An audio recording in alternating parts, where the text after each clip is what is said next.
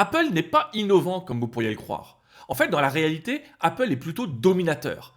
Apple, c'est pas une entreprise qui a une stratégie d'innovation comme les stratégies d'innovation qu'on découvre dans les autres entreprises, hein. Apple, il procède pas du tout de la même manière. La stratégie d'innovation d'Apple, c'est une stratégie très particulière qui est plutôt rare, qui s'appelle la stratégie d'innovation architecturale. Architecturale, ça veut dire quoi? C'est-à-dire qu'ils prennent des choses qui existent déjà et leur innovation n'est pas dans les technologies, mais dans l'aptitude à combiner les technologies. On va prendre un exemple très simple, l'iPhone.